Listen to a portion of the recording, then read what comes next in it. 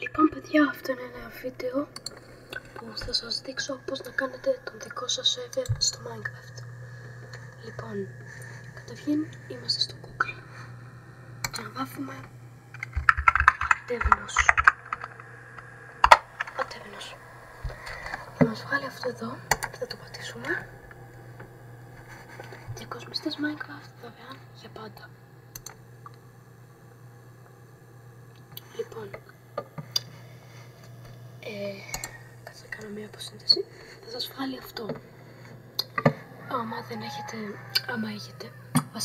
Αφού δεν έχετε, θα κάνετε μια εγγραφή, θα βάλετε στοιχεία και τέτοια και μετά θα σας βγάλει αυτό. Ένα λεπτό να βάλω τα στοιχεία μου και εύχομαι. Λοιπόν παιδιά, αφού κάνετε την εγγραφή θα σας βγάλει αυτό. Ωραία. Και θα σας γράφει έκδοση Bedrock ή έκδοση Java. Θα επιλέξετε ό,τι θέλετε εσείς. Εγώ τώρα θα κάνω μια έκδοση Bedrock.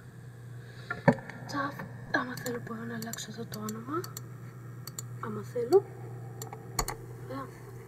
Και θα πατήσουμε δημιουργία.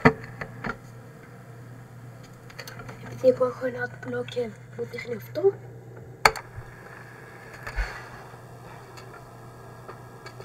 και μετά φτιάξετε τον server σας. Από εδώ μπορείτε να αλλάξετε την έκδοση, το λογισμικό, τη θύρα. Βασικά τη θύρα δεν μπορείς να την αλλάξεις. Αυτά εδώ σας δείχνει. Θα μπορείτε να βάλετε μοντάκια άμα θέλετε. Και αυτό ήταν παιδιά το βίντεο. Ελπίζω να σας βοήθησα. Και τέλος πάντων, ξέρετε διακασία. Τα λέμε.